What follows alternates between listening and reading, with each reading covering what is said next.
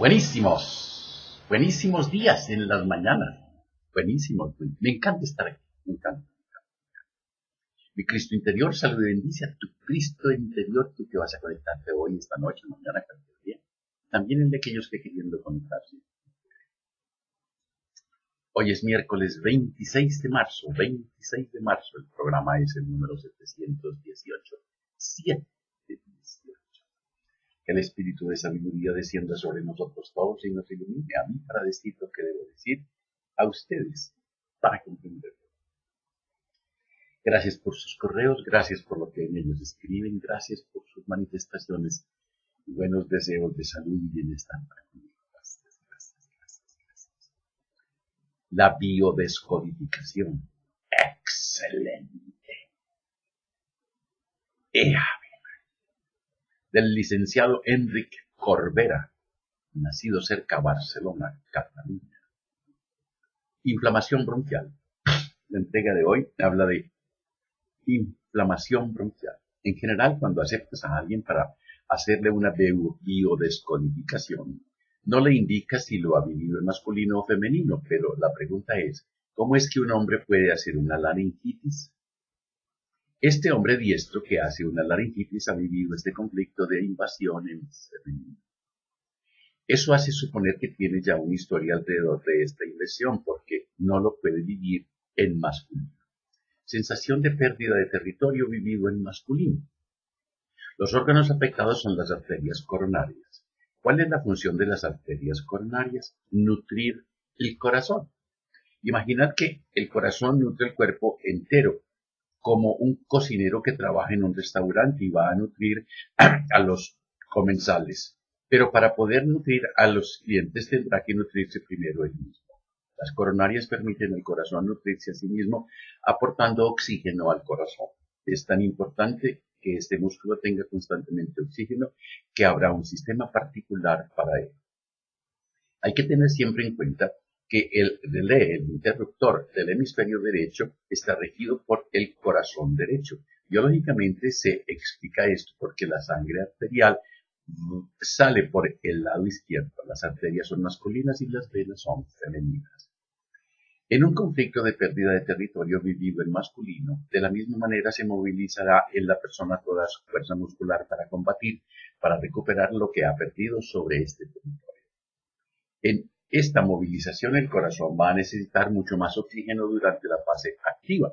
Estas coronarias se hundirán, se ulcerarán para dejar pasar más oxígeno. Y durante la fase de reparación habrá algo que va a compensar, que va a taponar de forma masiva y esto creará el infarto. El infarto está en la fase de reparación.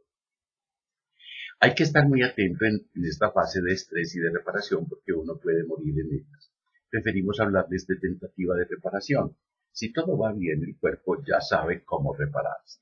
Pero a menudo, en esta fase de reparación puede haber un bloqueo porque, por ejemplo, hay otro conflicto que hará que la persona vuelva a la fase activa y la reparación no puede tener lugar.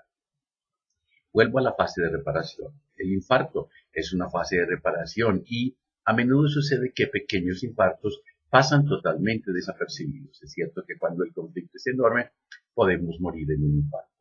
Hemos observado esta noción de infarto por el combate de los ciervos, cuando se trata de combatir para saber quién es el macho dominante.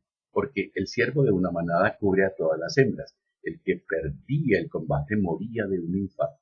Había perdido su territorio y en ese combate ha movilizado tanto sus arterias coronarias que hay un momento de no retorno, una enorme reparación y mueren instantáneamente.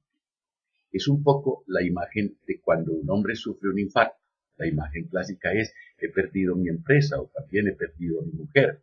O si este hombre siente como una pérdida de su territorio, su mujer representa su territorio. En este interruptor también está la vesícula seminal, tiene que ver con regular o perder el territorio. En muchos casos de territorio también puede ser la mujer. Sea el ejemplo de un hombre con una fuerte inflamación de la vesícula seminal, porque no podría poseer a su secretaria, porque no podía poseer a su secretaria. A tener siempre en cuenta que cuando estamos en el corazón siempre hay un problema de sexualidad.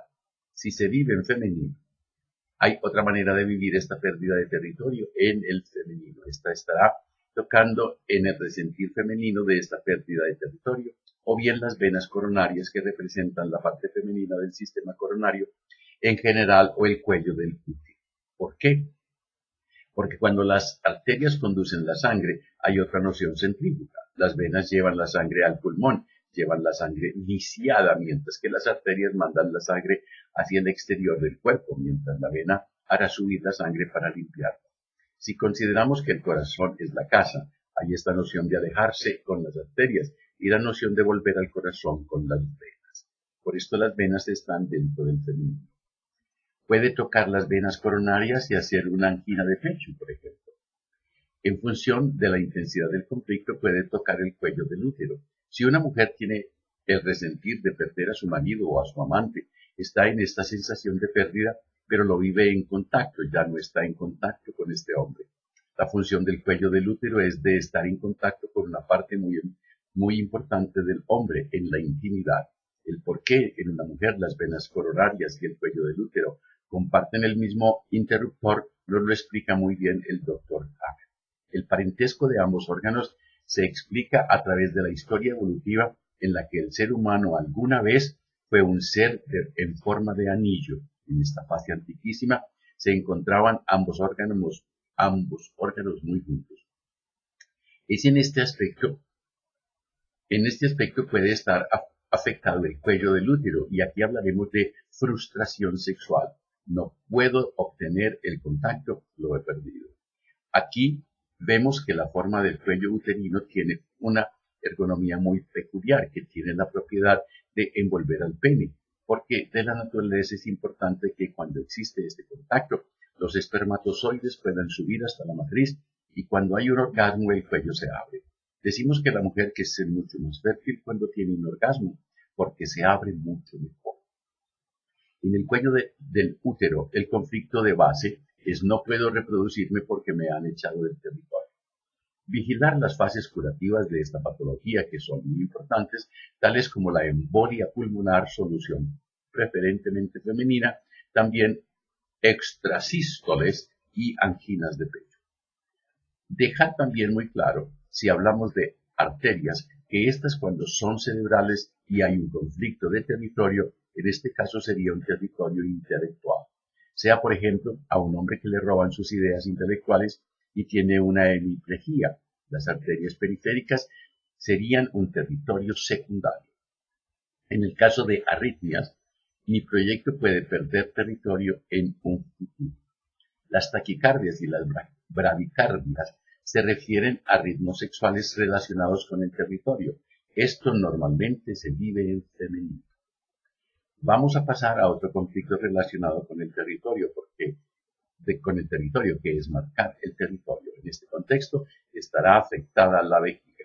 Vivido en masculino, el hombre hace como los animales en un masculino inconscientemente cuando orina fuera, es para marcar su territorio. Es muy inconsciente, pero de esta manera está en su casa, se planta.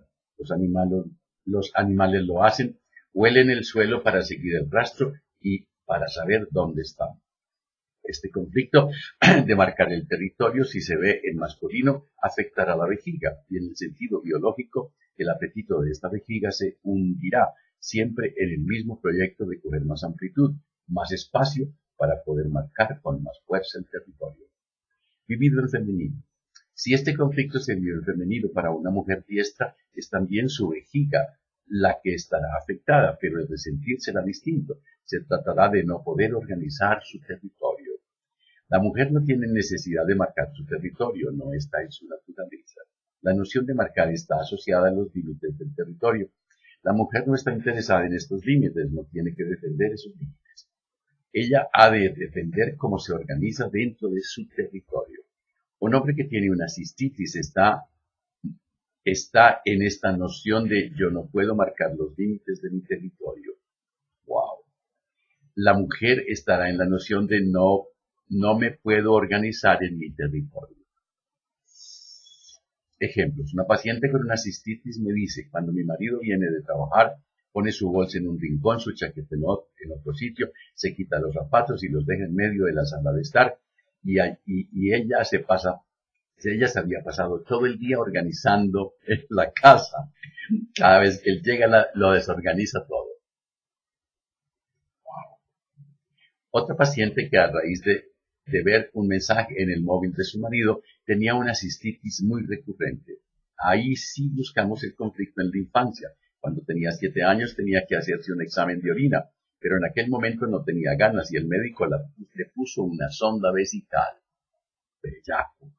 Ella lo vio como una agresión muy fuerte y tuvo cistitis hasta los 35 años. Al sanar lo de la infancia, se sanó lo demás. Uy. En el segundo conflicto está la noción de miedo. El miedo es una emoción fundamental. Sin ella nos moriríamos muy rápido porque es el miedo el que nos va a impedir saltar del muro, nos atrae volar o saltar al vacío. Ese miedo nos va a mantener con vida constantemente. El miedo es lo que permitirá que haya reacciones químicas en el organismo a nivel de las hormonas y de los neurotransmisores. Cuando de repente algo es muy peligroso, se interpone entre nosotros y la consecuencia de esta emoción es que nos puede permitir saltar 4 metros para ponernos fuera de peligro. Conozco el caso de por lo menos 3 metros. Por esa noción de miedo es tan importante.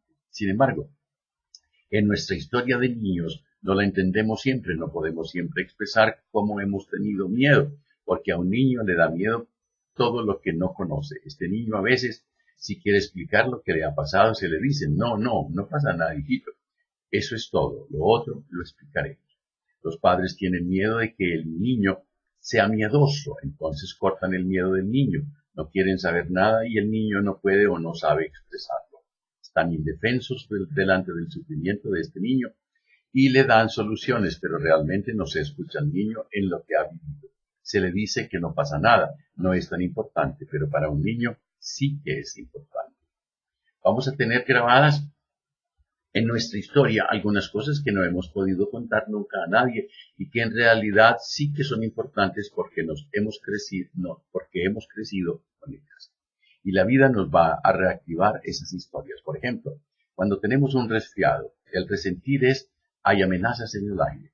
Toda la mucosa nasal se ha especializado en los olores en el aire. El olfato se desarrolla durante la vida uterina y durante los primeros años el universo del niño es un universo de olores. Este niño ha memorizado los olores cuando está en peligro y si está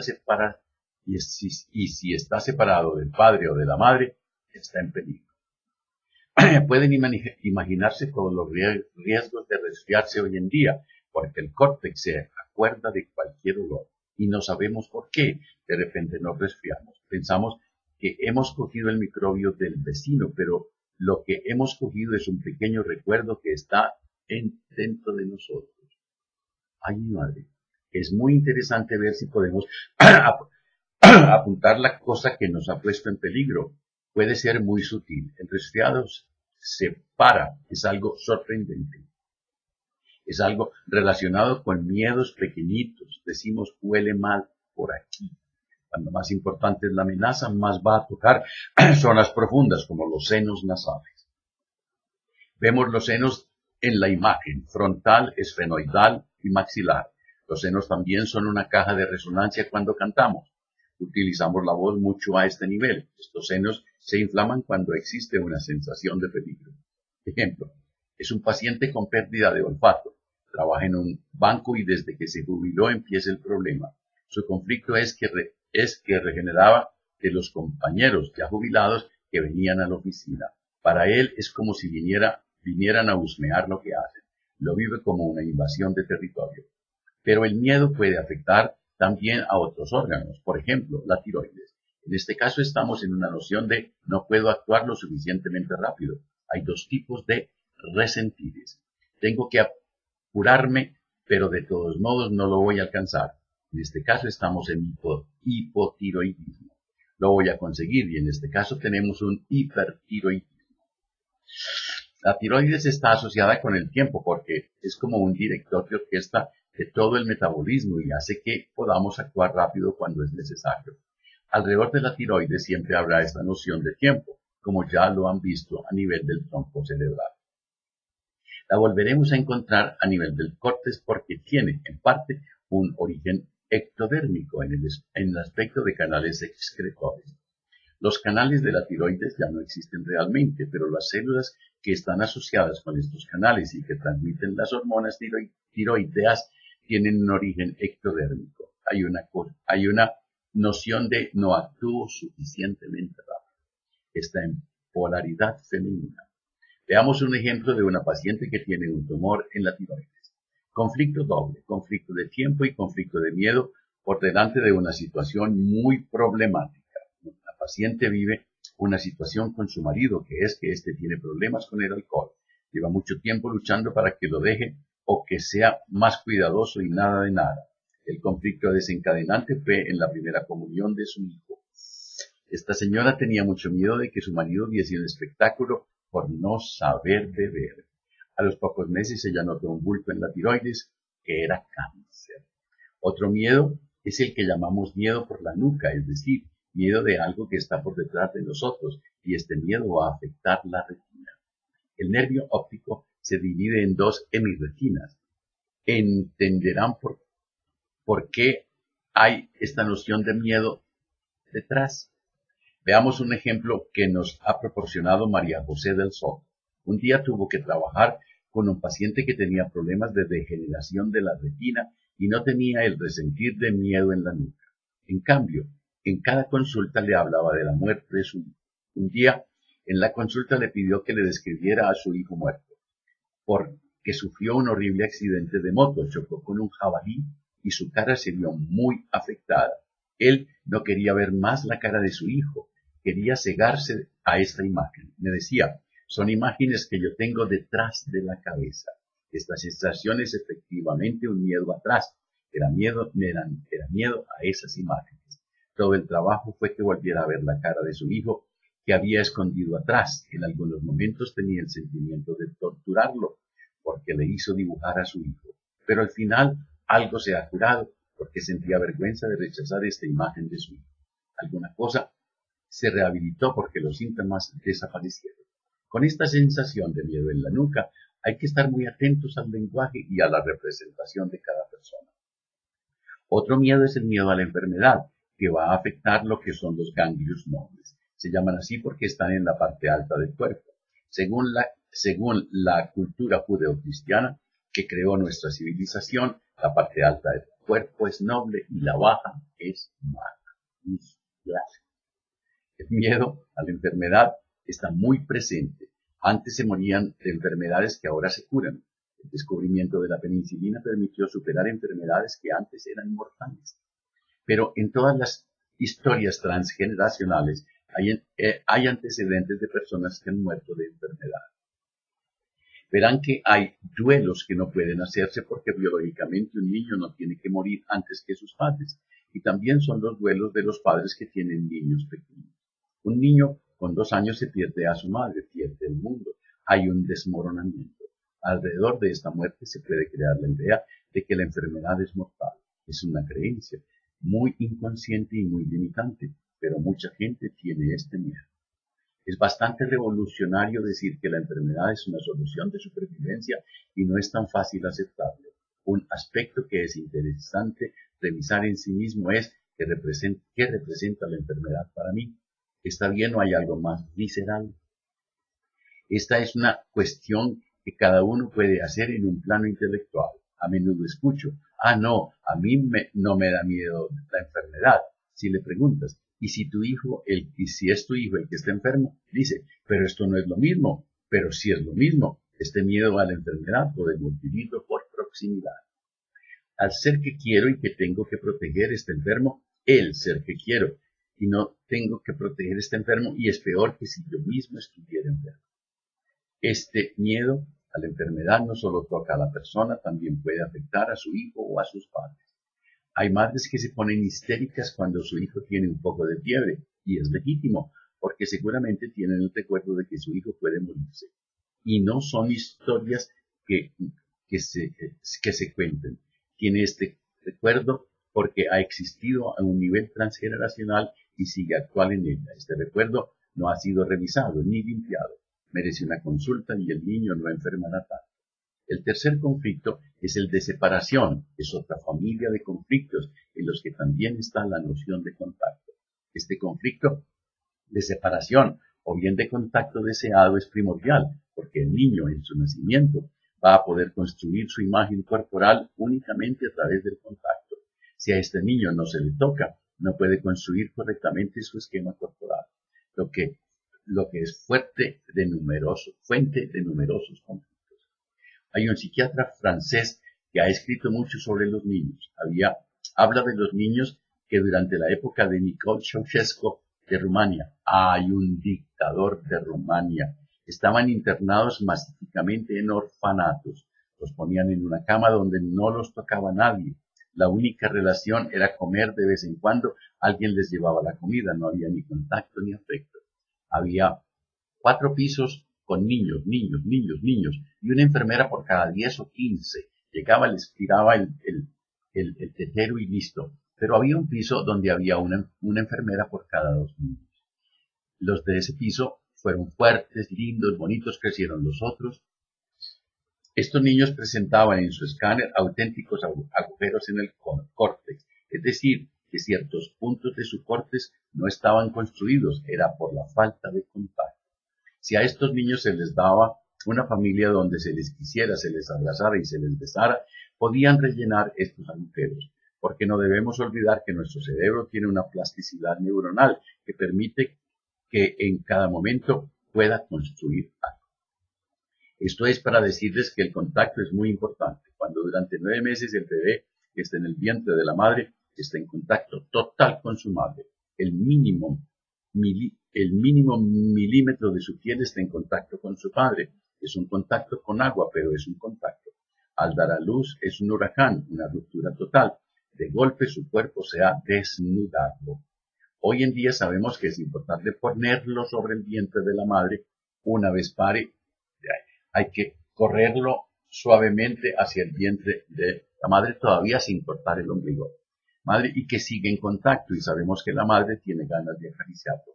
Pero durante mucho tiempo hemos oído decir que a los niños no es necesario acariciarlos, porque no son fuertes. Necesitamos que sea macho, los machos recontra machos. No podemos, las caricias del papá y de la mamá no van a desorientar a un niño, jamás. No podemos construir algo fuerte sobre una carencia y el riesgo es que toda la vida estamos buscando este contacto primordial que no ha tenido lugar y que no encontramos nunca.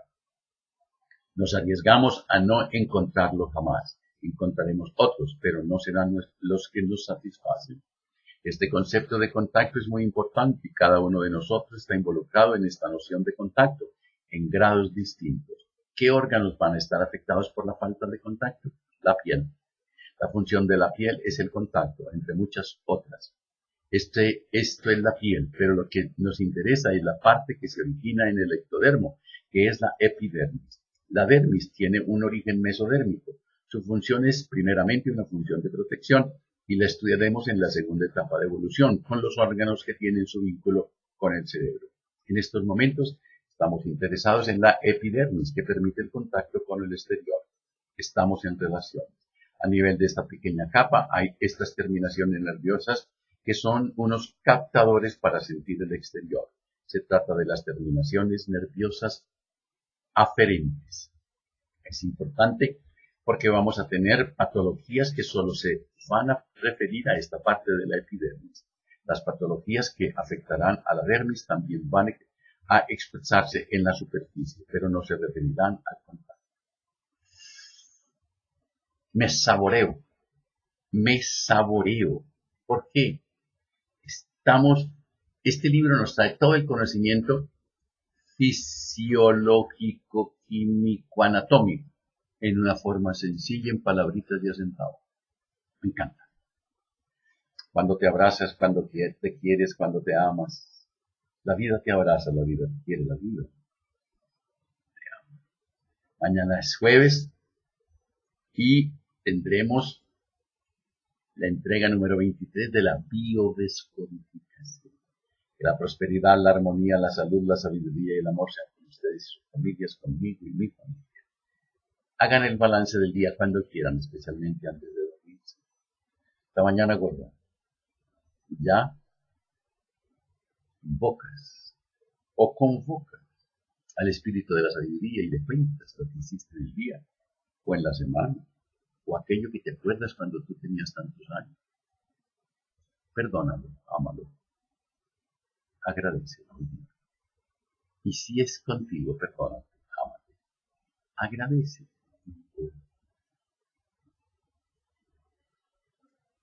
Y, ¿qué? Y no se les olvide reír por nada, pero por nada del mundo. Hasta mañana.